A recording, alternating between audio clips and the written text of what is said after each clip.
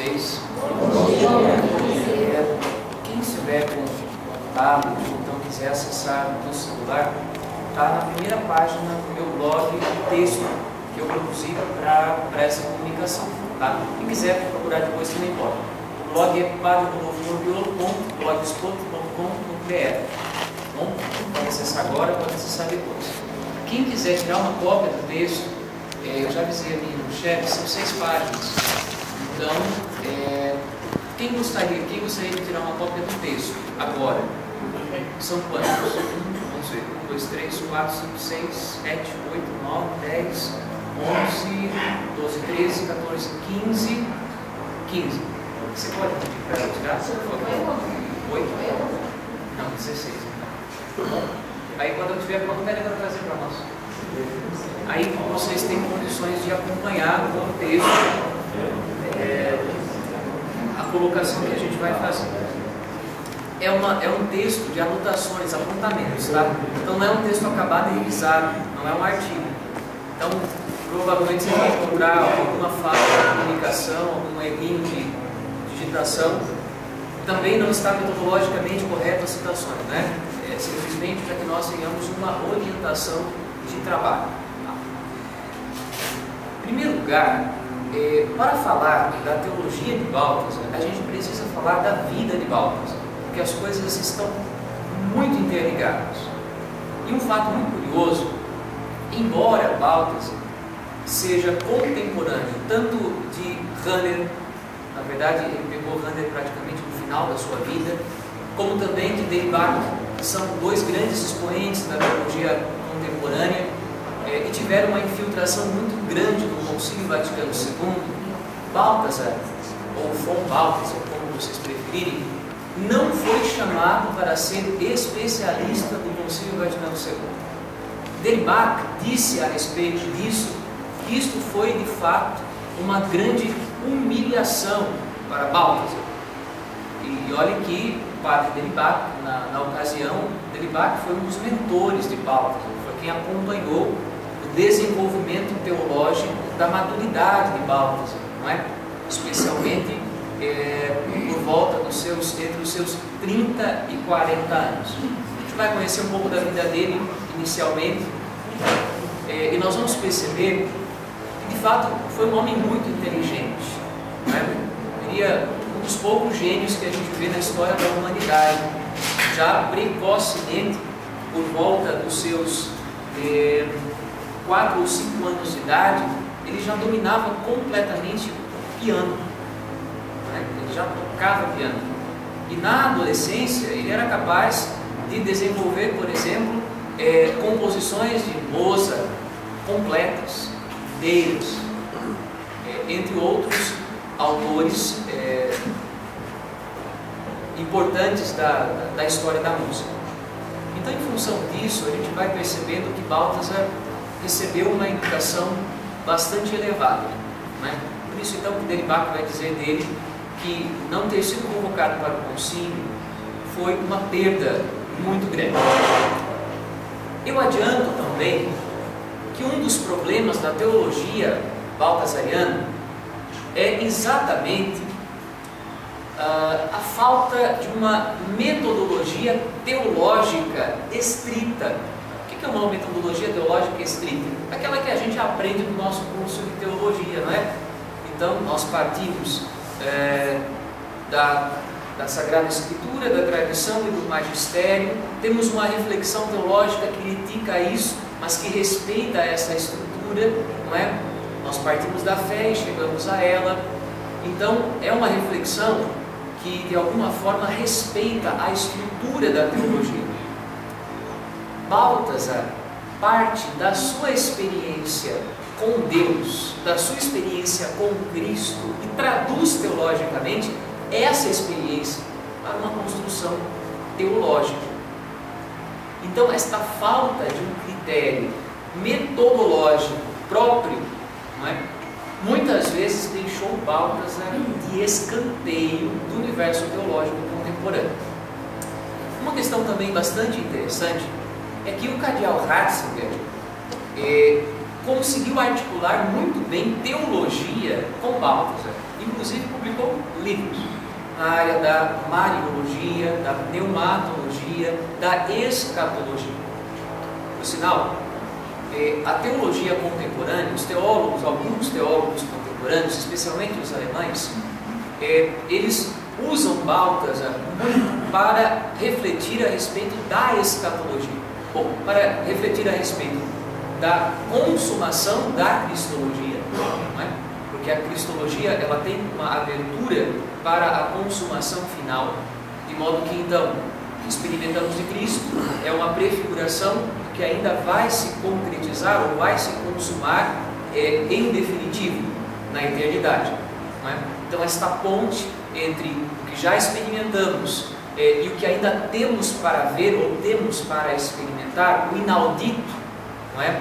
O inaudito de Deus, ou o surpreendente de Deus, a ponte que estabelece o vínculo entre o já concretizado e o que ainda não está concretizado ou realizado na nossa vida, essa expectativa escatológica, ou cristológica, escatológica, ela é bastante trabalhada por Balthasar, e por conta disso ele acaba sendo retomado quando os teólogos contemporâneos trabalham esse tema da cristologia e da escatologia associada à cristologia.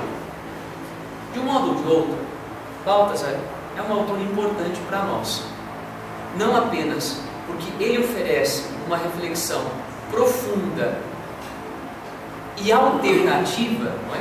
É uma reflexão radical, teológica, é uma reflexão, eu diria inclusive ortodoxa, porque não é uma reflexão que irrompe em devaneios modernistas, não é? É uma reflexão ortodoxa, do ponto de vista da fé, é uma reflexão quadradinha, eu até diria, não é?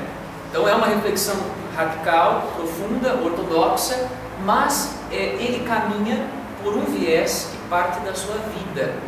Isso é muito interessante. Muito interessante. Porque quando a gente fala de uma teologia que brota da vida, automaticamente vem a nós a ideia da teologia da libertação ou das suas semelhantes, não é? Que já tivemos experiências com ela, criticamos a mesma teologia, mas Balthasar consegue produzir uma teologia ortodoxa que parta desse elemento vivencial e existencial. Isso é muito interessante na reflexão de Balthasar. Infelizmente, a respeito dele e suas obras em português, a gente não tem muita coisa traduzida. A gente tem muita coisa no espanhol, tem tudo no alemão, muita coisa no italiano, não é? E algumas coisas comentadas de Balthasar, né? Então a gente tem comentários dele em português. Então essa coleção da Loyola, Teólogos do século XX, tem aqui um texto, uma biografia teológica a respeito de Balthasar, bastante interessante, está citado no texto que vai chegar às mãos de vocês. Também esse texto, que é uma organização de artigos a respeito de cristologia, é um texto mais antigo, também traz um resumo da cristologia de Balthasar. Também é um texto interessante. E eu trouxe também para vocês das primeiras obras produzidas por Balthasar, está uma coleção chamada de ensaios teológicos ou estudos teológicos. São 5 volumes. A humildade é espetacular, porque ele não consegue escrever uma coisa só. É sempre de 5, de 3, de 7. É espetacular, a gente vai ver isso daqui a pouco. Então ele escreve esses 5 volumes, cada um deles tem mais ou menos esse tamanho mesmo, que são chamados de ensaios teológicos ou estudos teológicos. O primeiro deles é o Verbum Caro, tá? Que vai trabalhar então a pessoa do Verbo e o mistério da encarnação. Por que eu trouxe esse texto? Porque de fato é o texto que fala fundamentalmente da sua eclesiologia. Diga-se de passagem, esse livro tem 2 partes. A primeira dele, ele conseguiu dividir em 7. E a primeira parte desse livro, dividida em 7 partes, se transformou na primeira obra que ele produziu, da sua maturidade teológica, chamada de Glória. São 7 volumes que desenvolvem a primeira parte deste livro, desses ensaios teológicos. Balthasar é um cara muito legal. Isso tudo para dizer que ele vale a pena ser conhecido, ser lido, ser estudado. A sua teologia, ela é uma teologia que parece que vem de encontro, aí já é a minha colocação, vem de encontro muito ao que nós estamos buscando dentro da nossa expectativa de igreja, o documento de Aparecida, essa história toda de uma pregação enigmática, de uma experiência pessoal com Cristo, mas não uma coisa apenas romântica, não é? Mas algo que de fato traz o conteúdo dessa experiência para o universo teológico, para a reflexão teológica. Às vezes a gente carece, quando a gente fala de experiência com Cristo, carece de teologia. A gente tem açúcar demais, romantismo demais, mas falta uma teoria teológica suficientemente boa que embase a nossa experiência de igreja. E aí de repente tudo fica na onda do discurso, né? A gente faz um monte de retiro, um monte de encontro, mas na hora de trazer isso para a estrutura da nossa vida, a gente não sabe como incorporar tudo isso.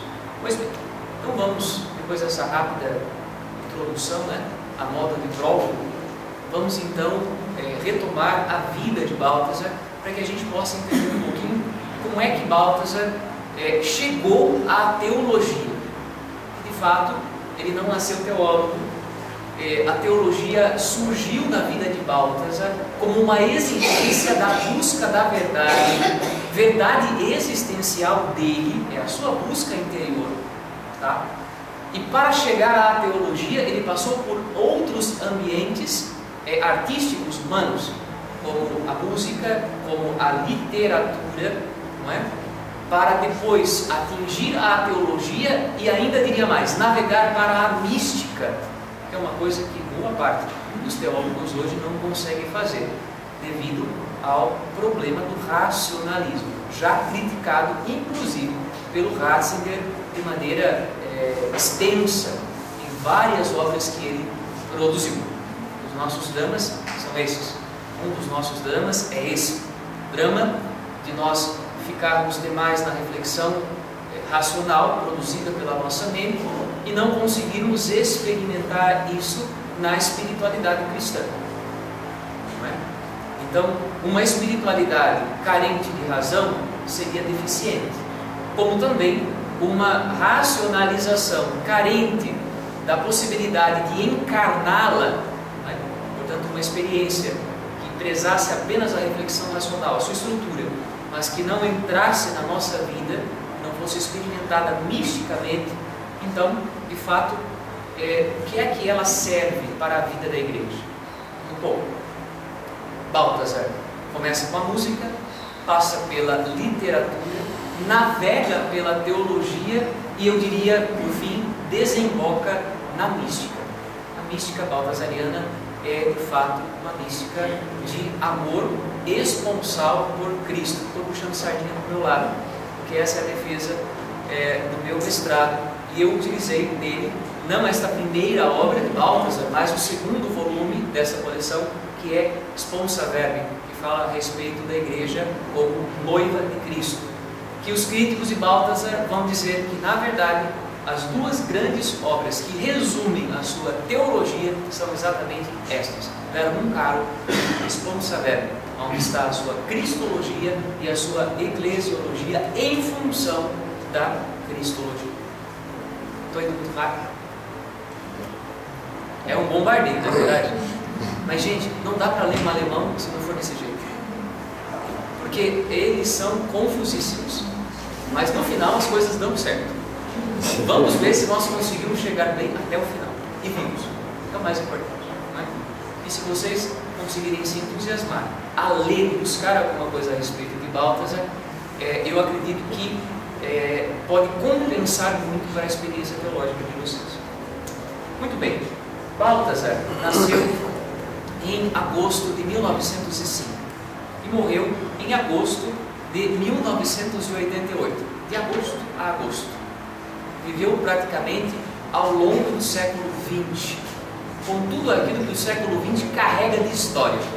É lógico que eu não vou fazer uma retrospectiva histórica do século XX aqui, nós o conhecemos muito bem, mas nós sabemos que foi um século carregado de imensas transições políticas, econômicas, sociais, filosóficas e teológicas, seja pelo seu início em meio a guerras, seja pelo meio do seu caminho marcado na vida da Igreja pelo Vaticano II, seja por aquilo que legou para nós dentro do universo teológico, tanto a crítica, quanto o racionalismo, quanto os fundamentalismos, né? Tanto que o próprio Hobsbawm critica o século XX dizendo que é um tempo onde os extremos acabaram marcando as escolhas da vida do mundo, né? Embora Hobsbawm seja um crítico marxista ou de base marxista, embora ele muda um pouco isso no final da sua vida, depois que ele fica pai, né? Quando ele gera o seu filho, ele diz que ser pai mudou a maneira como ele enxergava a vida, ou passou a enxergar a vida, e também como ele passou a enxergar a própria filosofia, não é? Deixou ele mais humano. As palavras são dele, não são minhas. Mas enfim, isso se a gente quisesse falar de Hobsbawm, não é? Mas ele mesmo lê o século XX como uma era de extremos, como um tempo marcado pela escolha de atitudes díspares, ou tudo ou nada, ou a morte ou a vida, não é? Ou explode, ou simplesmente permite-se que se faça tudo como se quer, não é? Então você tem uma guerra que dizima no início do século XX, e você tem um período de liberalismo completo, de hedonismo, marcado pela década de 70, 80, dentro do mundo em processo de desenvolvimento. Grande enriquecimento, pobreza extrema, miséria. Foi de fato um século marcado por extremos. A gente não pode esquecer que Balthasar viveu essa experiência dentro de uma Europa, dentro da Alemanha, com tudo aquilo que o mundo alemão experimenta do século XX. Tá? Então, nós estamos aí na página 1, tá? Na primeira página, estamos ainda no início dela, por isso que eu quis fazer esse pequeno prólogo, esse primeiro comentário, pensando em alguns elementos que vocês vão encontrar aqui dentro, até que o texto pudesse chegar na mão daqueles que o desejaram. O pai de Balthasar era um arquiteto de muito sucesso, portanto dinheiro não era um problema. Não é à toa que ele vai poder se dedicar à música logo em tenra idade, ainda mais o piano. Certamente, não sei se vocês sabem, mas a exigência para a prática do piano é cerca de 8 horas por dia de estudos diários. Então, uma criança que não tenha condições... Pode ficar depois. Uma criança que não tenha, ou na sua adolescência, precisa trabalhar cedo, fora de casa, não teria condições de estudar piano, não é? A sua mãe era uma mulher muito ativa de um movimento feminino católico muito próprio do início do século XX, final do século XIX, início do século XX. Nós sabemos que esses movimentos marcaram o início do século XX, de alguma forma prepararam o Vaticano II. Fala. Faltou cópia para quem? Levanta a mãozinha. 1, 2, 2 cópias. Eu passei um papel aí para marcar para quem quer, porque depois eu vou passar para a Maria para estar acertando com ela. Tá. 2. Então, voltando, esses movimentos, tanto o movimento feminista, católico, não digo feminista, mas feminino católico, como o movimento laical, como o movimento bíblico, todos esses movimentos que pulularam o universo eclesial, final do século XIX, início do século XX, primeira metade do século XX, prepararam inclusive o Vaticano II, não é? Lançaram as sementes do Vaticano II. A mãe de Balthasar pertencia a um desses movimentos femininos que romperam no início do século XX. Aos 4 anos, ele iniciou seu estudo de francês. Imagina uma criança estudando francês com 4 anos. Aos 5, ele se aproximou do piano. Por suas mãos passaram Mahler, Wagner e Mozart, para vocês terem uma ideia. Tá? E ele só deixou a música porque, de fato, na transição da sua adolescência para a juventude, ele se apaixona pela literatura e, inclusive, pela teologia, não é?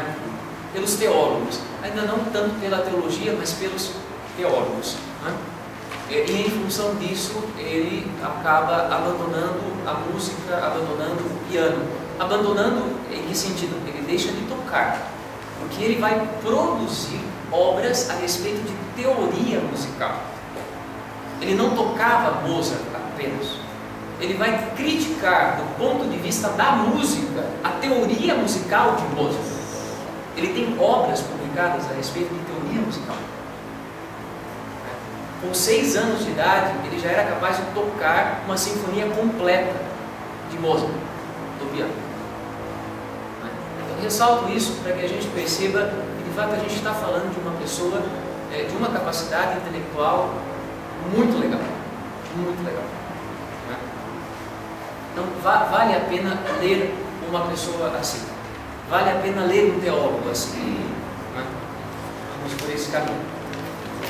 Como ele mesmo vai dizer, ele deixou a música porque foi tomado por um novo grande amor, o da vocação religiosa, melhor, da irrupção de Deus na sua vida. Depois Balthasar vai entrar na companhia de Jesus, ele vai se tornar jesuíta, não é? Ele ficou jesuíta durante bons anos da sua vida.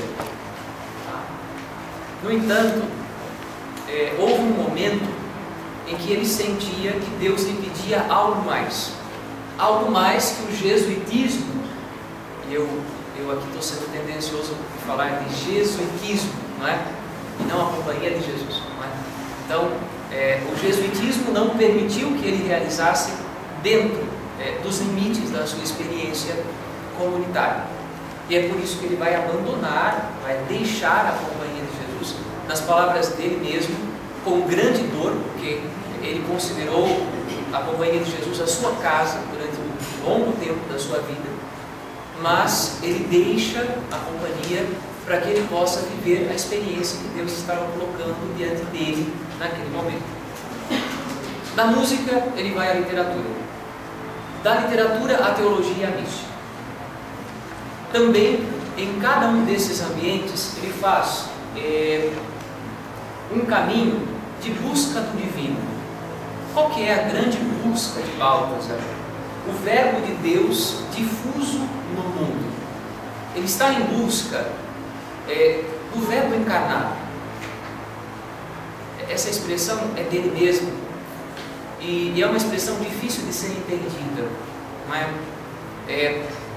Mas quando a gente lembra, por exemplo, da Dominus Iesus, que fala que as sementes do verbo estão espalhadas pelo mundo, pelo universo, por todo o cosmos, pela criação inteira, a gente entende esta difusão da presença do Filho de Deus na obra criada. São Paulo recupera isso para nós quando diz que ele estava presente quando tudo foi feito por ele, e sem ele nada daquilo foi feito se fez.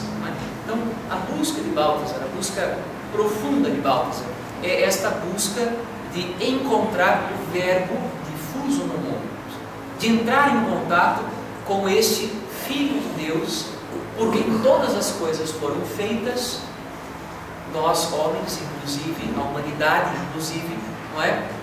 E que está presente nessa criação. Essa é a busca que leva ele à música para experimentar o divino, à literatura para experimentar o divino, à teologia para experimentar o divino e à mística para experimentar o divino. Vocês vão perceber que nós vamos caminhar um pouco pela leitura, que são tantos detalhes que não dá para trazer isso à mente rapidamente, de corte salteado. Eu não sou Balthasar. Muito bem. Em busca do verbo de Deus difuso no mundo, da palavra encarnada na história, da beleza escondida, oculta e misteriosamente revelada na natureza, na humanidade e no mundo. Uma vida de admiração desta beleza divina e humana. Nesse sentido, Balthasar experimenta muito o caminho filosófico que demarcou a experiência tanto de Sócrates como de Platão, não é? Esse processo de admiração da beleza, esse processo de admiração da beleza, de encantamento com o mundo. E Balthasar vive isso no coração da história da igreja, onde se dizia que para fazer essa experiência era necessário fugir do mundo, que não era possível fazer essa experiência no mundo. Você tem a Dominus Jesus, que é contemporânea de nós, extremamente tardia, está aqui ao alcance dos nossos 20 últimos anos, praticamente, ou 15 últimos anos. Mas eu poderia, por exemplo, recordar o fechamento da igreja, ou o fechamento da eclesialidade, um diálogo comum moderno, no início do século XX, essa dificuldade, né? Então nós temos sim dois grandes movimentos, por isso até a igreja viveu uma era de extremos ao longo do século XX, de um fechamento hermético no início do século XX, nos anos 1900, 1910, 1920, até o final das duas grandes guerras, não é? Para um processo de abertura, aí vem João 23 e escancar as janelas, né? Entra até morcego. Nós estamos até tentando livrar a igreja dos morcegos que entraram. Talvez esse seja o problema, se a gente deixasse o Espírito Santo se livrar dos morcegos, seria mais rápido, mais fácil, mas a gente tenta fazer tudo sozinho, a gente mete os pés pelas mãos e acaba jogando fora, além dos morcegos, outras coisas que não deveriam sair, que deveriam ficar. Entendeu? Muito bem. Mas até a igreja viveu marcada por essa era de extremos ao longo do século XX. Então Balthasar, ele faz esta experiência de admiração do belo de Deus, na criação, no mundo e na história, em um tempo onde para a igreja isso não era admitido. Onde estão os santos? Os mosteiros, os conventos, os sacerdócios, o episcopado, o papado. A modernidade dessa experiência, que de alguma forma está lá evocada na Christi Fidelis Laica, como Paulo II, como em outros documentos do magistério contemporâneo, esta ideia, desde o Vaticano II, esta ideia de que a santidade é um pressuposto da igreja e de toda a igreja, em qualquer estado de vida, em todos os estados de vida, isso é extremamente moderno e contrasta com o que havia antes, que de alguma forma restringia, não é, a experiência de Deus a determinados ambientes. No mundo profano, isso não era possível, não era admissível. A santidade podia acontecer apenas dentro dos horizontes eclesiais. Então Balthasar, ele se sente compelido já no início do século XX a essa experiência que depois vai ser concretizada pelo Vaticano II. Por isso que Deribach vai dizer que foi extremamente humilhante para Balthasar não participar do Vaticano II. Porque o que o Vaticano II fechará teologicamente para a vida da igreja, Balthasar já intuía na sua própria vida, antes, 50 anos antes. Coisas que os teólogos iriam desenvolver após o Vaticano II, inclusive Ranger, Deribach, entre outros, Congar, por exemplo, Balthasar já experimentava 50 anos antes, na sua vida, de maneira visceral, para ele. Vamos trabalhar por esses horizontes. Entre os problemas literários que o encantam criticar está a escatologia na moderna literatura alemã. Não é? Por conta disso, ele vai ser levado a dialogar com os antigos filósofos, como também com alguns modernos em busca de algumas luzes. Entre eles, Sófocles, Platão, Goethe, ele faz um diálogo entre Platão e Goethe. Trabalha com Novalis e Buber. Não é? Você fica pensando como é que ele conseguiu fazer essas coisas, mas ele conseguiu. Inclusive com Nietzsche. Ele consegue dialogar com Nietzsche. Né? Na verdade é possível dialogar com Nietzsche. E é possível compreender as suas razões. De fato, ele as tinha para pensar no modo como pensou e dizer o que disse. Dialogar não significa incorporar todo o seu pensamento, mas compreender as razões que ele tinha. Creio que Baltasar faz a experiência de compreender as razões que ele tinha, a sua busca de Deus, e a sua busca de Deus, de alguma forma, interceptada por uma demonstração de Deus que não correspondia à sua busca. Eu explico, não é? Nietzsche vai chegar ao ponto de dizer que Deus está morto. Mas o Deus que Nietzsche vai dizer que está morto não é o Deus Pai do nosso Senhor Jesus Cristo, esse Deus amoroso, acolhedor, perdoador, integrador da vida, que preza a relação humana com os seus filhos.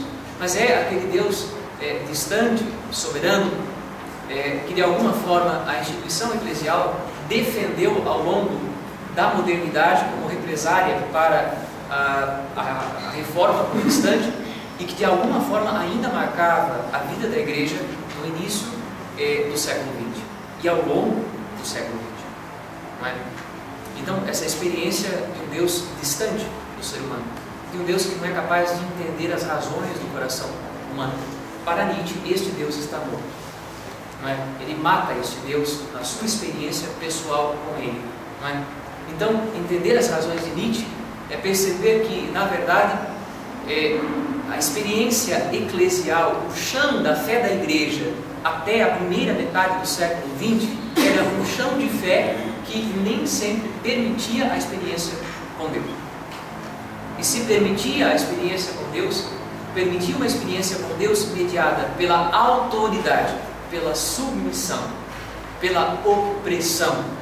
Aí vocês também vão entender por que em contraposição a esta opressão surge uma teologia da libertação, ou uma teologia liberal da Europa, que vem ao encontro do que? Este povo que não encontra experiência com Deus e em Deus, ele precisa experimentar Deus, porque o Deus evangélico, o Deus da Escritura, ele se preza essa experiência. Mas onde é que está o eco desse Deus evangélico? Isso vai mover então o surgimento dessa experiência teológica, que vai também ser levada a exageros e vai também criar problemas, vai precisar ser contida e represada, porque também exagerou. Como tudo que é humano, a gente nunca consegue fazer as coisas da melhor maneira possível. A gente sempre coloca um exagerozinho da nossa parte e sempre as coisas caminham por caminhos que a gente às vezes não previu inicialmente, até porque nem todo mundo é bom, até eu diria, pelo contrário, todos nós somos maus, não é? E as palavras não são minhas, são de Jesus no Evangelho. Se vós que sois maus sabeis dar coisas boas aos vossos filhos, quanto mais o vosso Pai que está no céu, que é bom, dará àqueles que pedem a sua graça e a sua misericórdia, não é?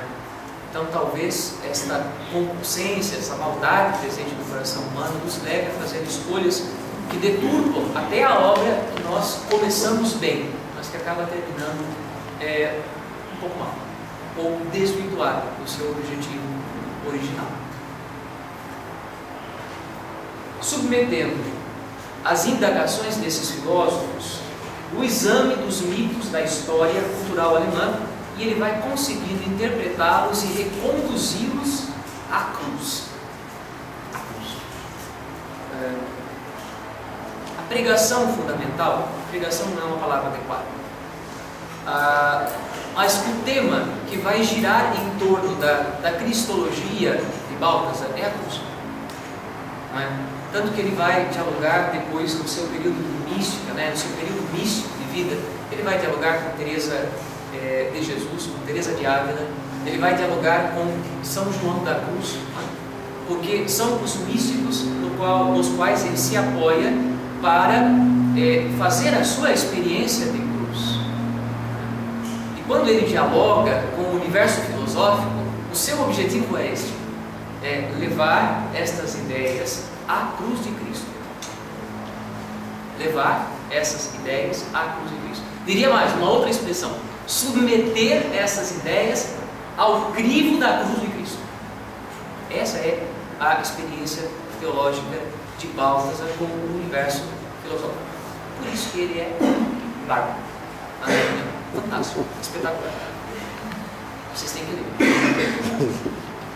Ou em suas próprias palavras, A sua tentativa era de diálogo com a cultura contemporânea, uma tarefa a qual os cristãos nunca deveriam subtrair-se, mas um diálogo em que a cultura apresenta as suas razões e aonde Baltasar apresentava as suas razões, e as suas razões eram a cruz de Cristo.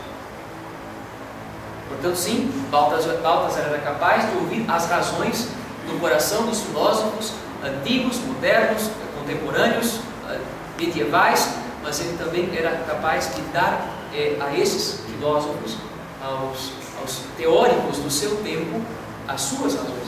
E as suas razões, elas estavam fincadas na cruz de Cristo, na sua experiência com Jesus Cristo, na sua busca de encontrar o divino espalhado pelo universo.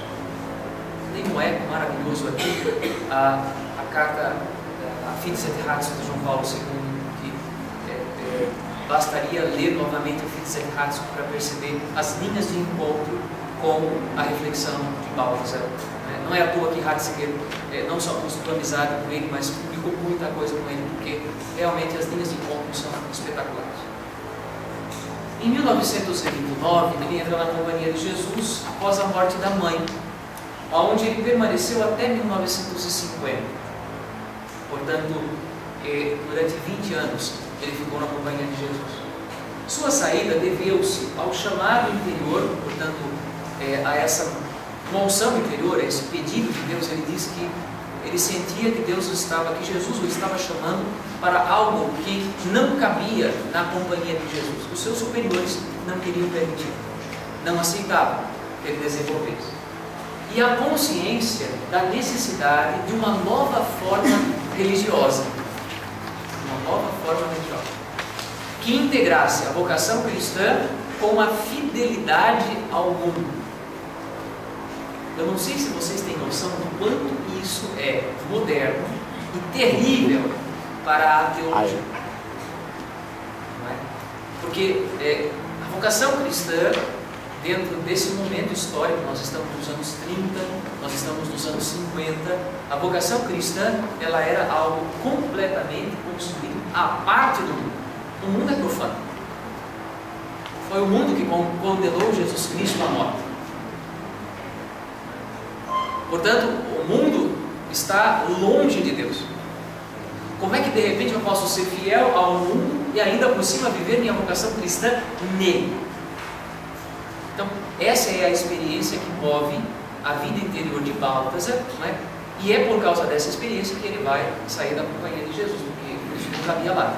Com certeza não cabia lá. Impossível, nunca ia dar certo. Nesse tempo, ele entrou em contato com grandes teólogos, entre eles sobressai o padre Henri de Libac, depois que vai ser perito do Vaticano II. E devido à influência direta do padre de Libac, ele também teve a oportunidade de estudar a patrística, de mergulhar na reflexão a respeito dos padres da igreja. Entre eles, Orígenes e Máximo Confessor, como também Gregório de Nissa, Dionísio, o Areopagita e Irineu de Leão. Sabe de mais? Não. Sabe mais?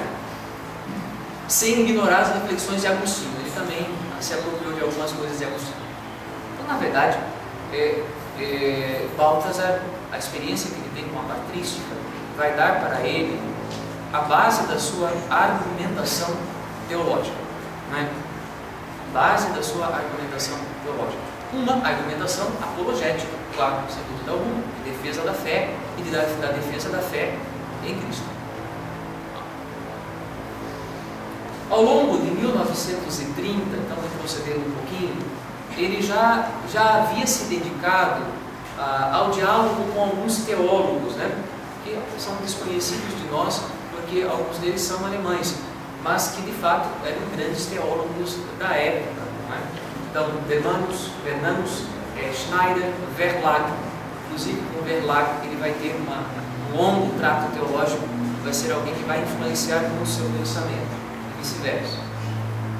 Em 1940, ele entra em contato com Adrienne von Spee.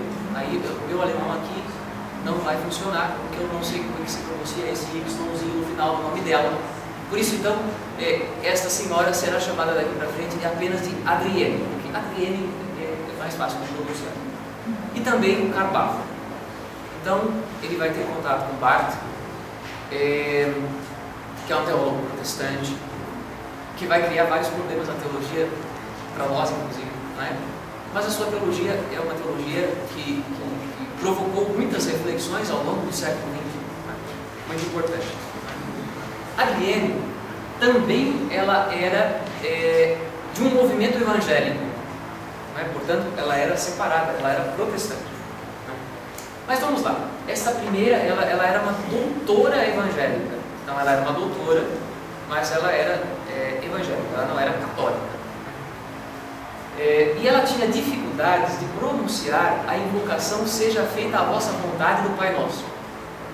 E ela caiu na tentação de dizer isto para Baltasar no final de uma explanação que ele fez, uma espécie de colóquio, conversa, entre teólogo. E o resultado, né, do que Baltasar sentiu de fazer na conversa que ela teve com Baltasar foi simplesmente que ela não apenas aprendeu a pronunciar "seja feita a vossa vontade", resolveu os problemas que ela tinha com Deus Pai por conta das dificuldades com o Pai que ela tinha e teve, não é? Como também ela quis vir à comunhão católica e se fez batizar de novo. Ela foi batizada sob condição, que havia dúvidas a respeito do seu batismo. Bom, se hoje a gente já tem dúvidas, imagine naquela época, não é? A respeito de um batismo numa igreja separada. Então, ela foi batizada sob condição e ela se fez católica por conta desta conversa, desse colóquio com Baltasar. Por isso, o relacionamento teológico entre Adriene e Baltasar se tornou cada vez mais forte, né? Mas esta mulher sofreu muito. Então, o historiador que desenvolveu esse texto, ele diz que ela, nesse momento da sua conversão, ela já tinha uma idade mais avançada, é uma mulher que morreu de câncer, não é? E até ele diz que ela morreu várias vezes antes de morrer. É uma figura de linguagem para dizer que, assim, o sofrimento foi tão grande que muitas vezes ela quase foi e voltou, quase foi e voltou, até que de fato realmente ela partiu, né?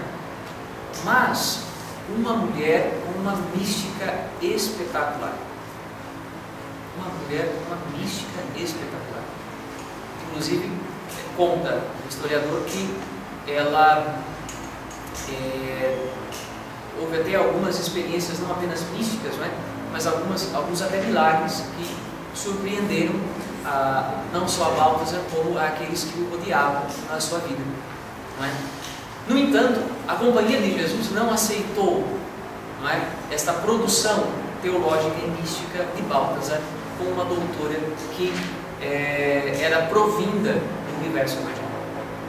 É claro que o jesuitismo nunca aceitaria este relacionamento naquele momento histórico, né? E em função disso, então, Baltasar chega à conclusão de que ele não cabia mais na Companhia de Jesus. Adriene, em sua produção teológica, procurou aclarar como Deus é. Então, ela trabalhou esse tema, né? Como é que Deus é? A sua busca era essa. Como é que Deus é? Por sinal, é a pergunta que responde a esses questionamentos do século XX, não é? Deus é do modo como nós o estamos interpretando? Deus é do modo como nós o estamos ensinando? Deus é esse Deus distante, afastado, não é? Esse Deus que de alguma forma se farta com a função daqueles que estão à frente do seu povo, ou ele é um Deus diferente? Como é que Deus é? Essa era a grande pergunta de Adriene. É lógico que os jesuítas não iriam aceitá-la, jamais. E ela costumava escrever assim: procure compreender, Deus não é assim. É uma expressão que nos seus textos é uma expressão que aparece muitas vezes, não é? Deus não é assim. Então ela vai desenvolvendo as imagens de Deus, o modo, o comportamento dos cristãos e o que está sendo ensinado a respeito de Deus, e ela chega a essa conclusão: Deus não é assim. Então como é que Deus é? Essa é a pergunta que faz girar a sua vida. Não é? Ela aprofundou a compreensão da missão do Filho de Deus e desenvolveu a sua compreensão mística a partir do conceito de autorrenegação, isto é, a anulação para deixar o espaço inteiro a Deus. Acho que não é difícil para vocês enxergarem o eco de Teresinha do Menino Jesus aqui. Embora, logicamente, Teresinha não tinha envergadura teológica para definir sua vida desse modo, não é? Como ela, como Adriano, teologicamente definiu, não é? Conceituou a sua busca, não é? Mas você vê na vida de Teresinha exatamente esta autorrenegação, não é? Portanto, essa anulação de si mesmo para deixar espaço inteiro a Deus, ou esta busca, pelo menos, como em outros grandes santos da vida da igreja. Por isso, então, de fato, essa mulher era uma mística, não tenho dúvidas a respeito disso, não é? E a gente vê aqui um sinal, um lampejo de Filipenses, quando Paulo falando à comunidade de Filipos a respeito desse aniquilamento do verbo, né? Desse aniquilamento do Filho de Deus, que não se prevalece da sua igualdade com Deus, de estar tal e qual com o Pai, mas abre mão disso, mergulha na nossa humanidade, se encarna. E não bastando isso, vai à cruz, se aniquila ainda mais, dando espaço para Deus inteiramente, dando espaço para o Pai, para que o Pai se manifeste, para que o amor do Pai se manifeste. Nessa minha fala está toda a cristologia de Paulo. E eu arriscaria dizer que ele aprendeu muito a respeito disso com Adriano. A gente vai entender isso daqui a pouco. Eu vou rapidamente pular o finalzinho desse parágrafo. É a experiência dele com Karl Barth, é uma experiência também teológica. Ele considera que Barth conseguiu superar Lutero na sua teologia. Isso é uma coisa muito interessante, porque de alguma forma ainda a gente tinha naquela época, no início do século XX, um aprisionamento muito grande à estrutura fundamental da reforma proposta por Lutero. E Balthasar acredita que Barth conseguiu evoluir a teologia de Lutero, então conseguiu se desvincular daquele pragmatismo luterano tradicional. Então, é por isso que Balthasar dialoga com Barth. Contudo, é da experiência posterior à saída da Companhia de Jesus que são gerados seus principais trabalhos teológicos. Estamos entre 1950 e 1960, lembrando que o Vaticano II começou em 62. Mas em 60, 61, João XXIII já estava insinuando discretamente em alguns textos a possibilidade da convocação do Vaticano. Tá? Então nós já estamos, no final desse período, nós já estamos na insinuação da irrupção do Vaticano II. E falamos especificamente de algumas obras, né? Algumas obras místicas, portanto, irmãs no Espírito, portanto, é o relacionamento dele especialmente com Teresa de Ávila, me foge agora o nome da outra santa, que lhe ajuda nessa experiência mística. E um outro texto que ele produz chamado A Oração Contemplativa.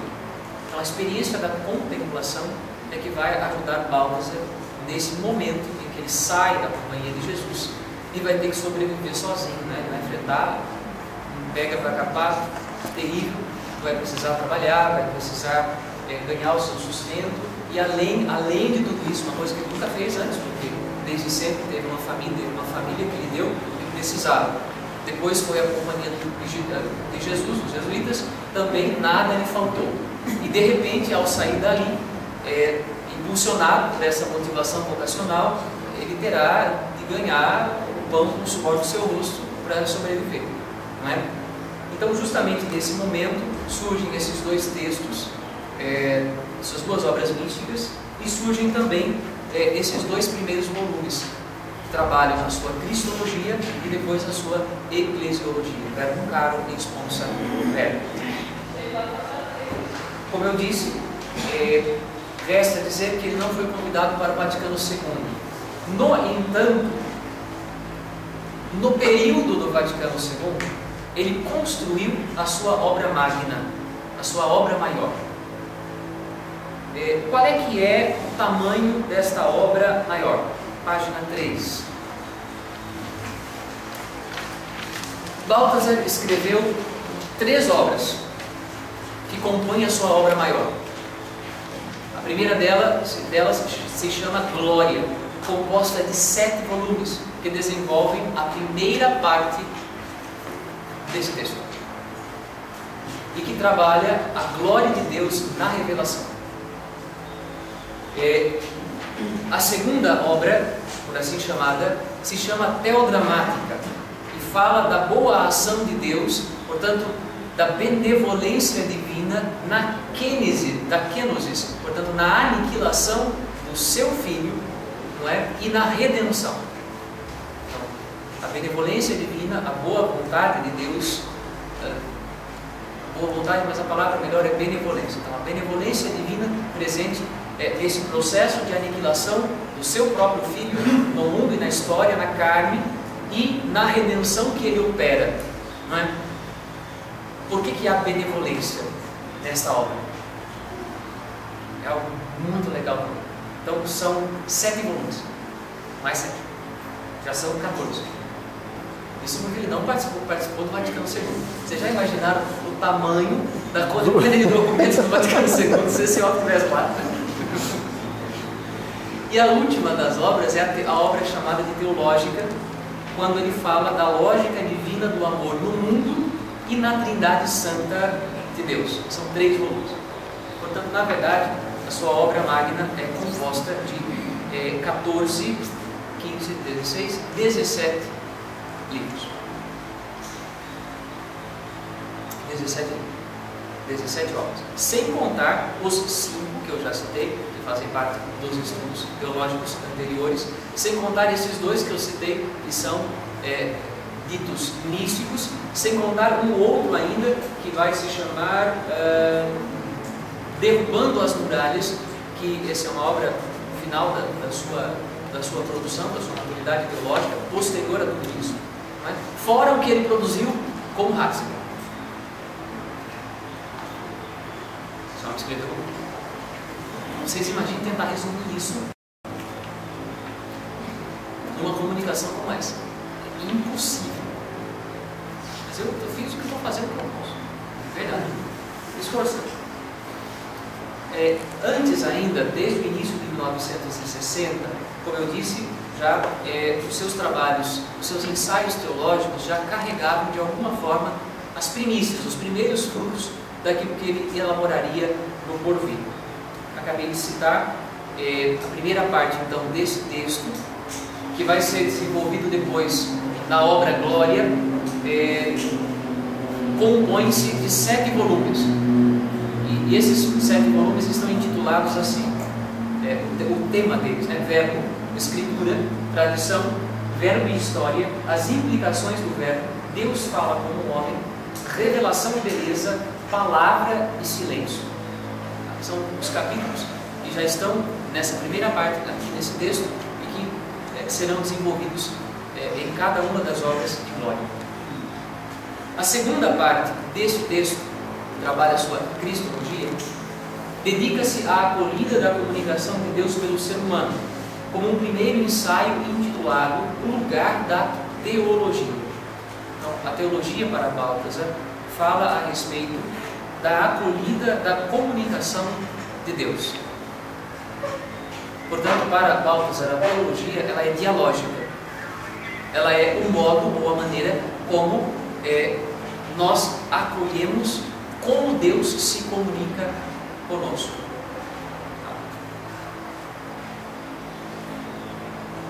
Dos desenvolvimentos desses pressupostos, vem na visão do teólogo a chamada especificidade da fé cristã, que corresponde precisamente num nome. O que é específico da fé cristã? Cristo. Quer dizer, mas isso é lógico. Não é não. Qual é que é o primeiro documento? Qual é o documento primeiro não? Qual é o documento mais importante do Vaticano II?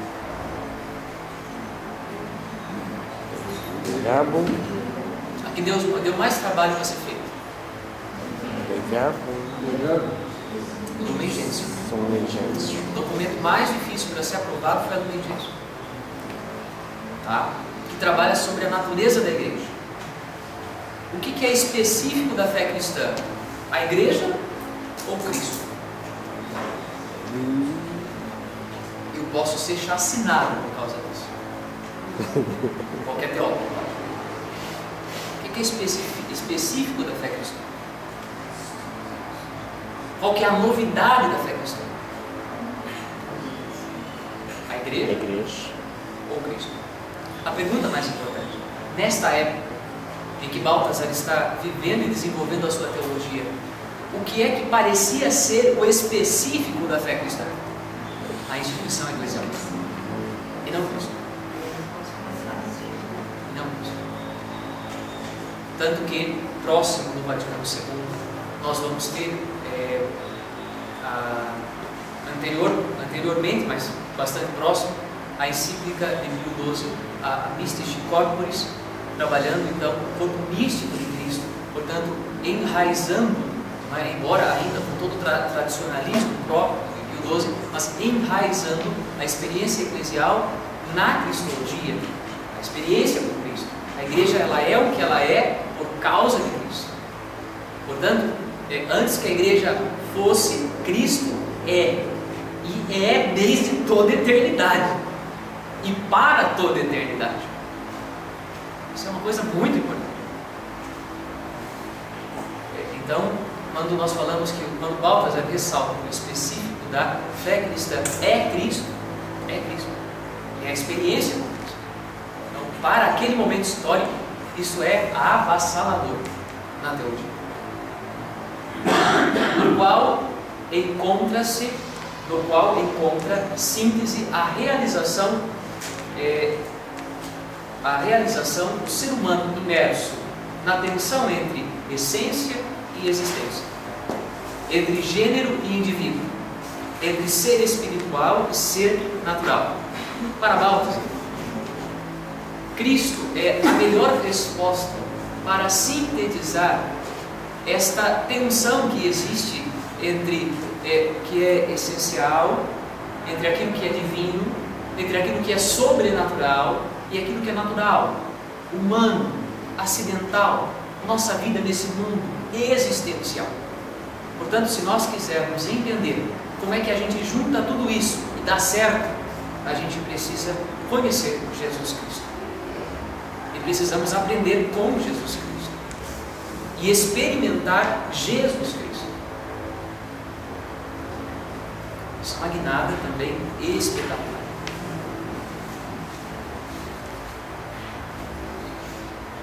Do segundo dos ensaios teológicos, eu não trouxe aqui, o segundo volume, é o Sponsa Verbi, então a noiva do verbo, provém o corolário baltazariano que afirma cristologicamente: não existe eclesiologia alguma que no fundo não seja uma cristologia. O padre Flávio quereria me matar agora, mas ele sabe a verdade, não é? Não existe uma eclesiologia que no fundo não seja cristologia. Porque se eu disser que existe uma eclesiologia desvinculada de uma cristologia, o que eu estou dizendo é o inverso do que ele afirmou agora de pouco e que eu fiz a questão de apresentar para vocês. Eu estou dizendo que na verdade o específico da fé cristã é a igreja e não Cristo. Entenderam? É Cristo. Se é Cristo, não existe uma eclesiologia que no fundo não seja uma cristologia. E o Vaticano II disse isso. Quando começa a Lumen Gentium, que fala sobre a natureza da igreja, falando que Cristo, a luz dos povos. Tem gente que acha que Lumen Gentium é a igreja. Não. Lumen Gentium é Cristo, do qual somos sal e luz no mundo. E por causa de quem somos sal e luz no mundo? É por causa dele que é o luzeiro, que nós somos chamados a ser luzes. A igreja existe por causa de Cristo. Não é Cristo que existe por causa da igreja. Não foi a igreja que fabricou Jesus Cristo. Pelo contrário. É Cristo que deu a vida pela sua igreja, amando-a até o fim. Entenderam então essa experiência profunda que está no cerne da teologia de Balthasar. Continuamos. E desse corolário, né, portanto, dessa afirmação teológica, como resposta à pergunta: quem é a igreja? Responde Balthasar: é a esposa diletíssima com a qual uniu-se indissoluvelmente Cristo na cruz e fez da cruz altar e leito nupcial. Portanto, quem é a igreja? A igreja é a esposa de Cristo e o altar e o leito nupcial desta união é a cruz. E ali na cruz ele se uniu indissoluvelmente à sua igreja. E Balthasar vai buscar isso nos padres. E naquela imagem patrística que faz parte do patrimônio do nosso catecismo, que é da igreja que nasce do lado aberto de Cristo na cruz. Portanto, a igreja que brota desta esponsalidade de Cristo. Portanto, Cristo é o esposo da sua diletíssima esposa, a igreja. Portanto, e é por isso que, para Balthasar, Cristo é também o resolvimento ou a solução desta tensão entre o gênero e o indivíduo. Portanto, a igreja, ela é cada um de nós, como ela era Maria aos pés da cruz, como ela era o discípulo amado aos pés da cruz, como ela é todo e qualquer ser humano que vá à cruz. Portanto, evangelizar é levar à cruz. A ideia de Balthasar de evangelização é levar o mundo aos pés da cruz de Cristo. É pregar o mundo à cruz de Cristo. Na verdade, não há novidade nisso se nós recordarmos Paulo pregando aos romanos. Portanto, nós pregamos Cristo crucificado, escândalo para os gentios, para os pagãos, mas para aqueles que creem, sabedoria de Deus. Nesse sentido, Balthasar recupera a teologia da cruz, inclusive de Paulo, da pregação paulina. Ainda de uma obra chamada Derrubando as Muralhas, advém algumas afirmativas teológicas que nos ajudam a entrar no coração da teologia de Balthasar. Eis, a exemplo do Filho de Deus que, manifestando os seus atributos humanos até a completa nudez na cruz, não perdia nada de sua divindade. Tentemos acompanhar a reflexão de Balthasar. Não é fácil, mas vamos pensar nisso. A exemplo do Filho de Deus que, manifestando todos os seus atributos humanos até a completa nudez, então na cruz ele estava literalmente, humanamente nu, desprovido de nada que ocultasse a sua humanidade. Mesmo assim, exposto na sua humanidade, ele não perde nada da sua divindade. Mesmo que, ainda exposto na sua humanidade, ela estivesse degradada e machucada pela paixão. Ele não perde nada da sua divindade. Esgota-se o seu sangue, mas ele não perde nada da sua divindade. Assim também a igreja, penetrando mais profundamente no mundo, mesmo que no sacrifício da sua carne, no sacrifício da sua humanidade, ela vê-se exposta ao mesmo paradoxo. Ela não perde nada da sua divindade. Em outras palavras, a igreja não tem nada a perder mergulhando no mundo, mesmo que isso sacrifique a sua imagem nesse mundo, mesmo que isso desfigure a sua imagem nesse mundo, mesmo que o mundo não a compreenda, a persiga e tente matá-la. Mesmo assim, mesmo danificada e exposta na sua humanidade, ferida e chagada, mesmo assim, ela não perde nada da sua essência e da sua natureza. Não perde. Então, essa experiência é uma experiência que vai formando a eclesiologia de Balthasar no seu coração e na sua mente. Por isso que eu disse para vocês que não é uma coisa que simplesmente você entende com uma conjunção de argumentos. É uma experiência visceral, existencial, humana, mística, profunda. Se isso não se aprende aos pés, como eu diria, com os joelhos dobrados, não se aprende lendo outras coisas. Página 4. A igreja, segundo von Balthasar, é o conjunto dos discípulos, mas também é Maria e João que estão embaixo da cruz, representando ali também Pedro. Ali há uma pequena comunidade. Maria e João, Maria e o discípulo amado, Maria e todos que cabem no discípulo amado, que cabem no lugar do discípulo amado. Portanto, ali está a comunidade dos discípulos, ali está a igreja nascente aos pés da cruz. Somente desta aproximação com Jesus, ela encontra a igreja santificação para os seus e legitimação aos olhos do mundo. Portanto, a igreja, ela é mais santa quanto mais ela se aproxima do crucificado, quanto mais ela se identifica com a cruz de Cristo, quanto mais ela está unida a Cristo na sua paixão. E é exatamente isso que legitima a sua função nesse mundo. Como diria Paulo, se nós temos algo para anunciar, é isto. Porque se não for isto que temos para anunciar, a nossa função aqui não serve para nada. Nós não temos outra função. Isso está no cerne da eclesiologia de Balthasar, no modo como ele compreende a vida da igreja. O centro teológico da maturidade da sua reflexão está na sua cristologia, como já falamos, e ressalta esta kenosis. A palavra kenosis significa aniquilação, e traz o texto de Filipenses de Paulo que fala a respeito da aniquilação do verbo. Portanto, esse desprovimento da sua identidade com Deus, para que da sua identificação, da sua semelhança divina, não é? Abriu mão da sua igualdade com Deus para que pudesse se fazer homem pequeno no meio de nós e se submeter à cruz, à paixão, à morte. E por isso, então, fez desse caminho um caminho de glorificação. Portanto, a kenosis da encarnação, como consequência da kenosis da filiação na qual o Pai, sem limites, se doa ao Filho desde toda a eternidade, como experiência radical de amor.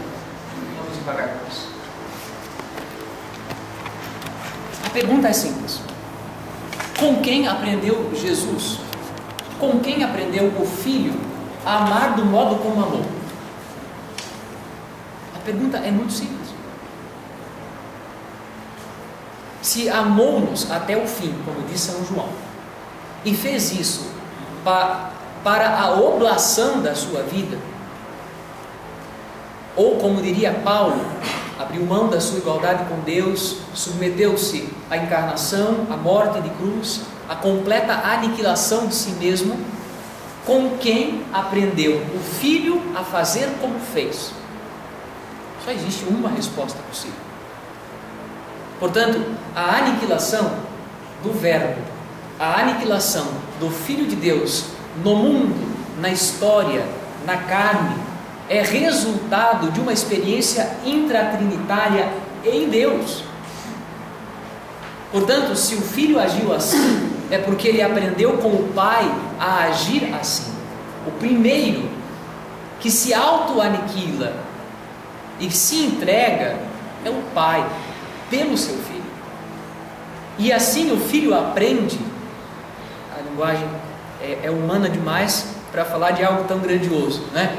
Mas é assim que, desde toda a eternidade, sendo gerado desse modo, o Filho aprende e ensina que esta é a virtude e a glória de Deus.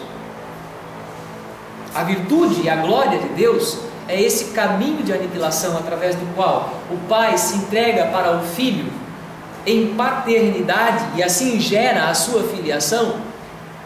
Então, o Pai se entrega pelo Filho, o Filho se entrega pela humanidade e a redime. E nesse movimento está também a vontade do Pai. E é por isso que, e Balthasar vai dizer isso depois, nas suas obras, Alguém poderia dizer, puxa, mas essa entrega do pai pelo filho, do filho para o pai, não é algo egoísta? Não parece ser algo egoísta? Porque, de repente, quem que participa disso? Não, pelo contrário.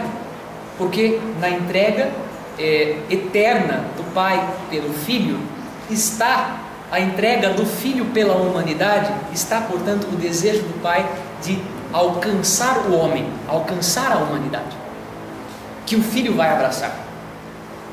Então, está presente no desejo do pai e na sua entrega pelo seu filho, o alcançar a humanidade que será abraçada por Cristo. Portanto, não é uma autocomiseração de si mesmo ou desse relacionamento intratrinitário.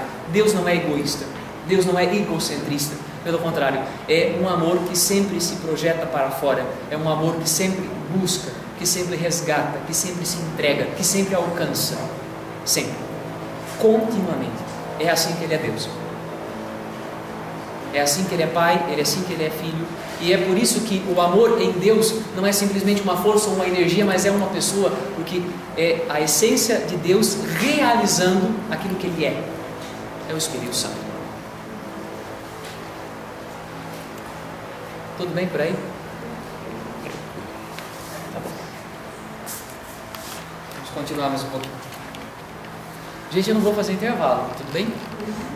Assim, acabando, acabou. Aí, tem um cafezinho? Não? Não é cafezinho? Nada de cafezinho? Jesus, tá bom. Então ignore o cafezinho. Uma água já ajuda com esse calor.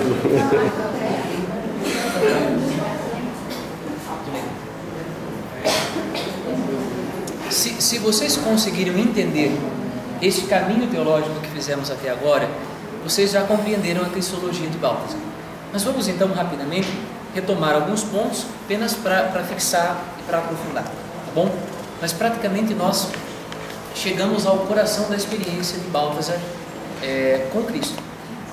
Com Cristo. Portanto, para Balthasar, essa descoberta, né, de que o filho aprendeu a ser como é, do pai, que o ensinou a ser assim, desde toda a eternidade, e que isto se transmite a nós de maneira contínua, não é? Portanto, quando Jesus disse para os seus discípulos na última ceia, fazei o mesmo que eu vos fiz, e nós estamos falando do lava-pés, desse gesto que de alguma forma simboliza o serviço de Cristo, a entrega de Cristo, que depois vai acontecer na cruz, não é? Então, nós entendemos que o que Jesus está pedindo dos seus discípulos é que eles sejam capazes de dar continuidade àquela obra que Ele trouxe para dentro do coração da história e do mundo. Por isso então, o mundo, a história, a carne, podem ser o lugar do encontro com Deus, o lugar da santidade, o lugar da vida, o lugar da experiência com Cristo. E não é necessário sair do mundo para fazer esta experiência. Pelo contrário, é possível fazer essa experiência na carne, no mundo e na história. Bom, Arnaud Schilson resume sua leitura da cristologia baltasariana como sendo uma interpretação da obediência filial de Cristo. Então, é como se Balthasar estivesse com a sua cristologia interpretando novamente a obediência filial de Jesus. Por que é que Jesus é obediente? Não é? Porque ele aprendeu a ser filho com o Pai, com a paternidade de Deus. Portanto, obedecer nada mais é do que viver a sua própria identidade. É ser aquilo que ele é.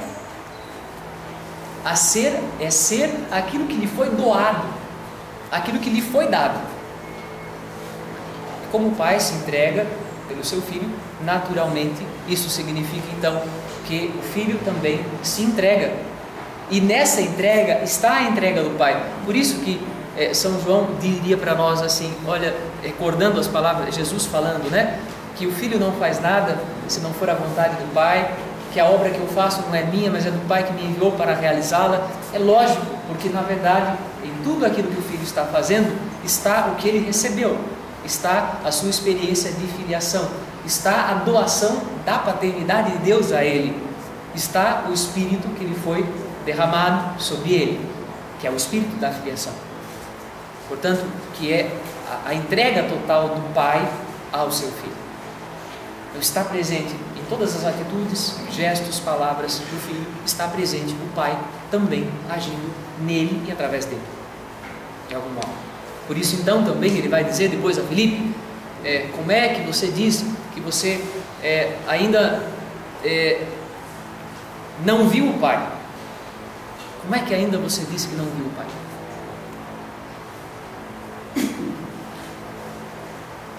Falamos, portanto, desta condescendência incompreensível do amor divino, que de fato ela é incompreensível, ela permanece mistério. Embora a gente avance nesses horizontes, eles são exigentes até para a nossa razão, né? Talvez apenas uma experiência mística nos ajudasse a ir ao encontro dessa teologia, né? Mas continua sendo um grande mistério. Continua sendo um grande mistério. Que aparece visivelmente na existência de obediência de Jesus Cristo, que se manifesta como encarnação única do amor divino em Jesus. Então, portanto, o que é a vida de Jesus? A vida de Jesus nada mais é do que esta encarnação única do amor divino em Jesus. Nele nós vemos o Pai. Ninguém jamais viu Deus. João 1,18. É a experiência com o seu Filho, é a experiência com Jesus Cristo que nos traz a revelação da face, do rosto de Deus. A gente o experimenta através do Filho. O Filho é a encarnação do amor divino, do amor do Pai. É a encarnação, eu até diria, se o Espírito é o Espírito de amor, eu não estou sendo nada herético aqui, é a encarnação do Espírito que é amor.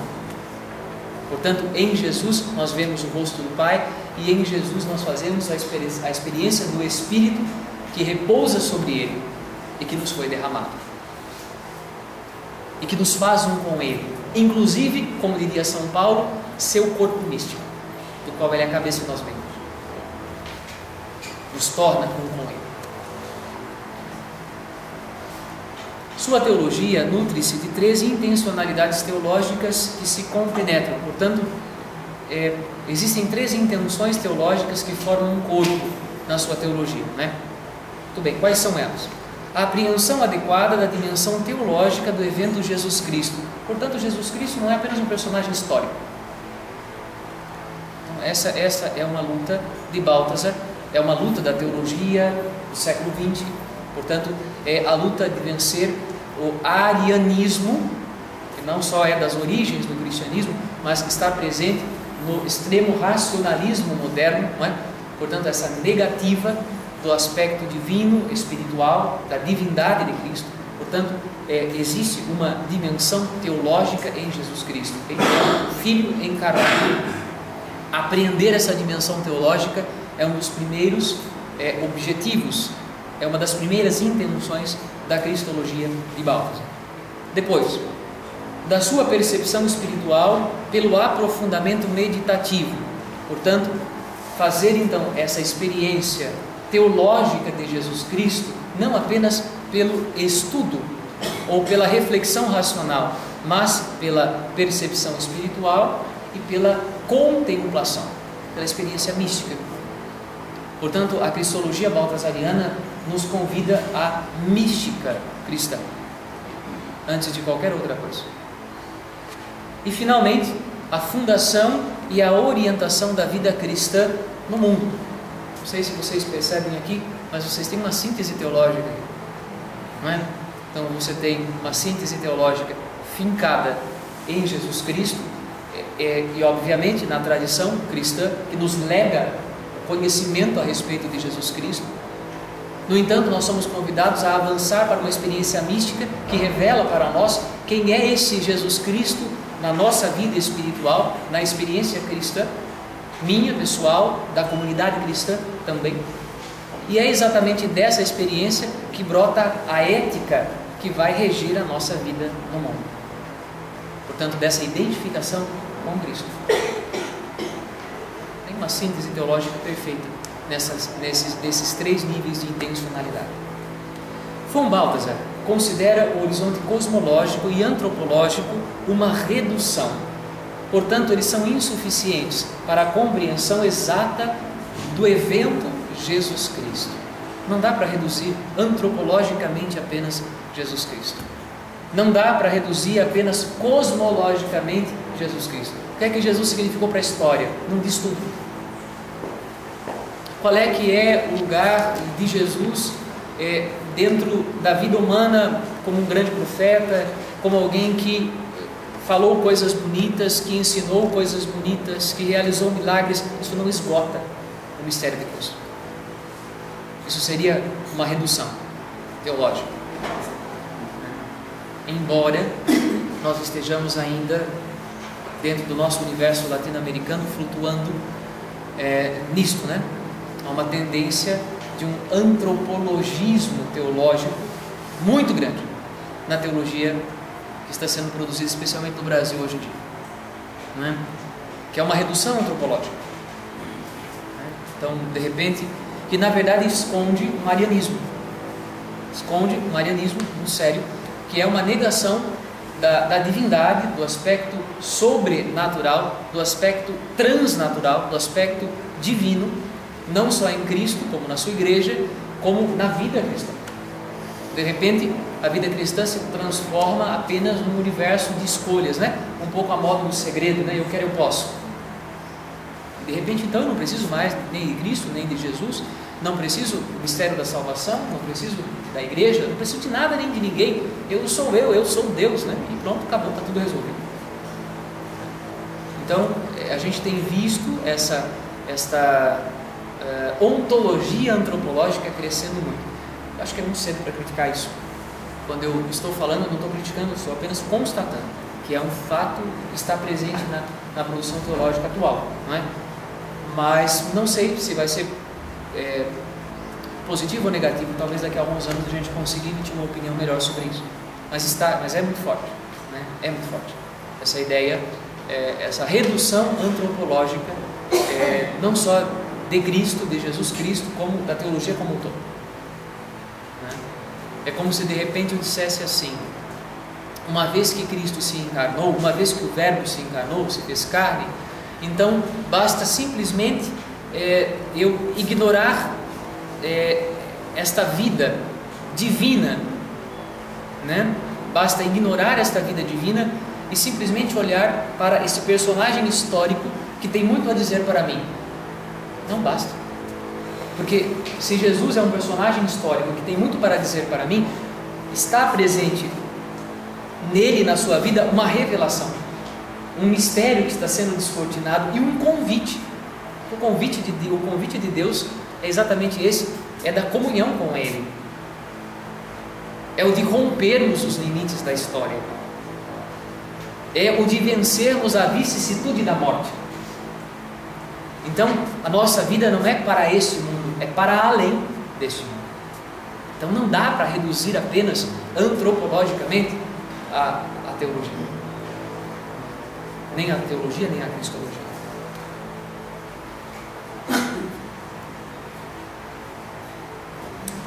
Finalzinho da página 4, a gente está terminando, tá? Como dito antes, a experiência do amor divino através de Jesus Cristo denuncia o mistério de amor intratrinitário ou trinitário. Em linguagem nossa, poderíamos perguntar, como já perguntei a vocês, com quem o Filho aprendeu a agir assim, com tanto amor e com tamanha doação de si? A resposta de von Balthasar: com o Pai que por Ele e nele se doa desde toda a eternidade. Deus nos dá do Filho as duas coisas: a expressão total de si mesmo e a quintessência do nosso ser, reconhecido na sua autenticidade. Isso é muito legal, mas eu não sei se eu consigo dizer de outra maneira diferente daquela que já está escrita aqui, não é? Mas eu vou tentar. Deus nos dá no seu Filho a doação, a expressão total de si mesmo. Isso é fácil, não é um problema tão grave. Mas Ele também é como se Ele colocasse diante de nós um espelho. E nesse espelho, nós enxergamos a nossa verdadeira humanidade.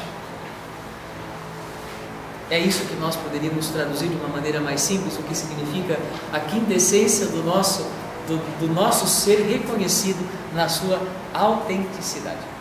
Portanto, ele nos leva a enxergar o que há de autêntico na nossa humanidade, segundo o que Ele planejou para nós, e não segundo aquilo no que nós nos transformamos, devido à obra do pecado na nossa vida. Show, né? É apaixonante, gente. Eu falo para vocês assim que daqui a cristologia de Balthasar, ela está associada à ciência da salvação, à soterologia, não é? A teologia da a teologia da salvação. Então, a cristologia está associada à soterologia.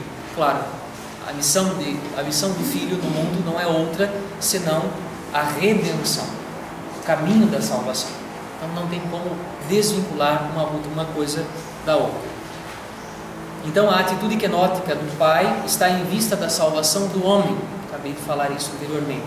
Uma vez que a criação também manifesta o seu amor donativo. Nas palavras de Balthasar, é aqui que aparece o abismo propriamente dito, da kenosis, do Filho de Deus, e ao mesmo tempo o centro mais íntimo do seu amor divino. Nenhum dos dois busca a si mesmo, no egoísmo obstinado. Antes assumem o homem da maneira mais íntima, no evento e no devir eterno do amor divino, uno e, no entanto, tripessoal. Tem que apertar a tecla SAP, né? Não tem jeito. Mas é exatamente o que eu havia dito antes. Quando o Pai busca o Filho e se entrega por ele, o Filho busca a humanidade e se entrega por ela, não está presente aí uma atitude egoísta, mas um contínuo do fluxo do amor divino, um devir do amor divino.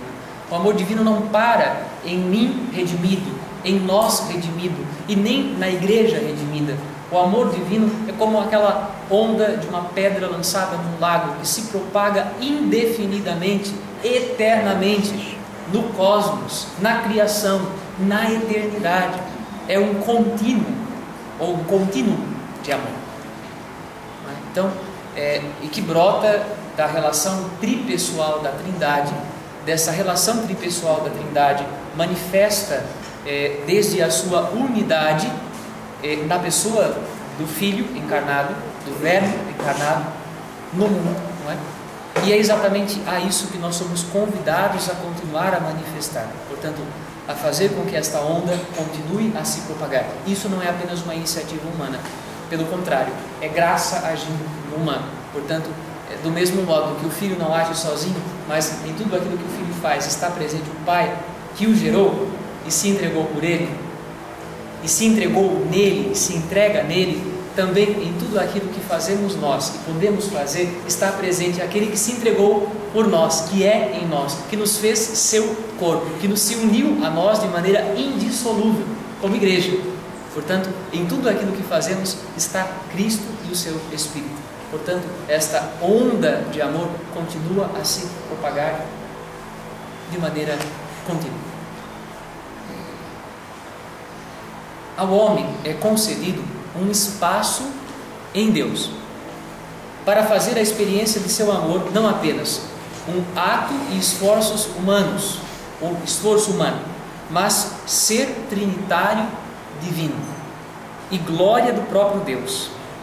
Daí então que nós vimos a sua glória, glória que o Filho recebe do Pai, cheio de graça e de verdade. O que há nesta frase que nós precisamos assimilar? Ao homem é concedido um espaço em Deus.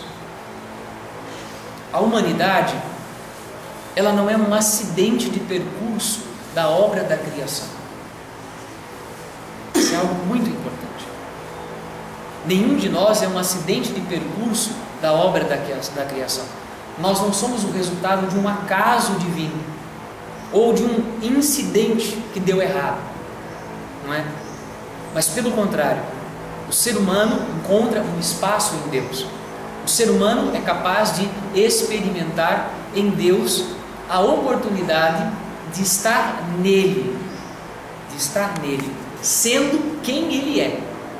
E aí aqui a distinção entre isto e um panteísmo, onde o ser humano deixa de ser quem ele é e se torna Deus. Isso é algo importante. A questão de Balthasar não é um panteísmo. O ser humano não é Deus, não se torna Deus, mas sendo humano, sendo exatamente humano, ele é incorporado, ele é trazido para dentro, ele é mergulhado, ele é imerso em Deus. Então ele tem um espaço em Deus.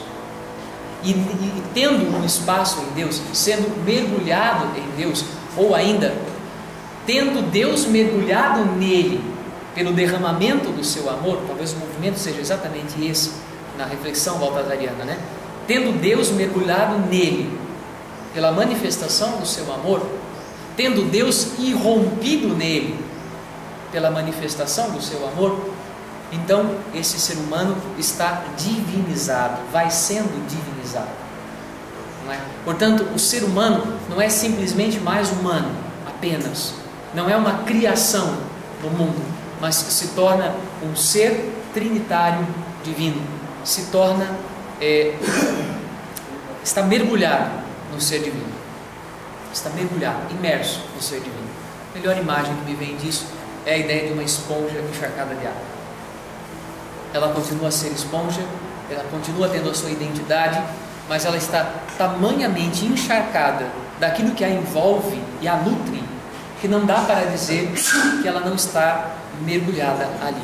Ela não perde o que é dela, mas ela se torna totalmente aquilo que a envolve e a penetra completamente. Isso salvaguarda a identidade da humanidade e ao mesmo tempo salvaguarda esta interpenetração da graça, né? Em teologia, a teologia medieval, a teologia clássica, fala dessa interpenetração divina, das pessoas divinas, não é?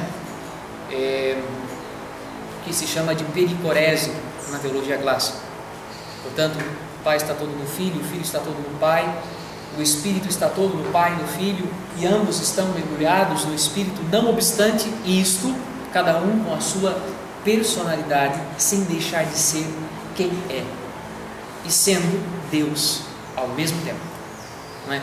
Então, essa é a experiência da pericorese trinitária. E o ser humano é convidado a essa experiência pericorética.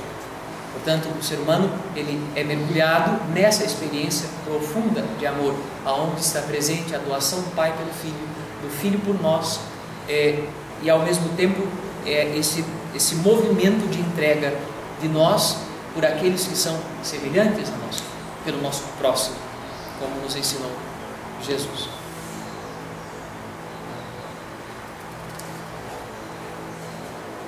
A existência cristã não é outra coisa senão consequência da doação de si e da obediência de Jesus Cristo. É nesse caminho que o cristão encontra a sua verdade, a sua vida. A obediência filial de Cristo, absolutamente única, que funda e marca a sua maneira de ser divina e também a sua maneira de ser humana, torna-se assim a única medida válida do homem e revela a sua destinação para Deus e em Deus. Algumas decorrências teológicas para nós fecharmos esta reflexão. A unidade da pessoa de Jesus, sua verdadeira divindade e verdadeira humanidade, que não se contradizem, mas são compreensíveis a partir da obediência dele. Então, a partir dessa obediência filial de Jesus, nós compreendemos sua verdadeira divindade, sua verdadeira humanidade. Falamos disso anteriormente. Também decorre da sua cristologia a fé radical em Jesus. Ele é de fato aquilo que é específico da vida cristã, que significa abandono e assim participação no poder do próprio Deus. E assim ele pode ao mesmo tempo ser planificado de um modo perfeito por aquilo que vem de Deus e exprimir diante do mundo inteiro o amor e a fidelidade de Deus pelos homens. É a continuação, a expansão dessa corrente de amor da qual nós falávamos. A fé de Cristo, sua autodoação de fé que crê e obedece a Deus, torna-se a concretização da doação de Deus a nós. De sorte que a mesma fé de Cristo aparece como fidelidade da aliança de Deus. Então, a fé, ela é resultado daquele que se doa por. Isso é altamente bíblico, isso está fincado na teologia do Antigo Testamento. Porque acreditar é estar com os pés apoiados e estáveis em cima de uma rocha que garante que eu não vou cair. Esse é o significado mais profundo da palavra fé no mundo hebraico. Portanto, o pai, ou melhor, o filho está fincado sobre o pai, que por ele se entregou e é a razão da sua subsistência, é aquele que subsiste. Nós também estamos fincados sob a pedra angular, que é Cristo, que por nós se entregou e é a razão da nossa subsistência. Por isso a gente vai entender Paulo falando à comunidade de Éfeso a respeito da relação matrimonial do homem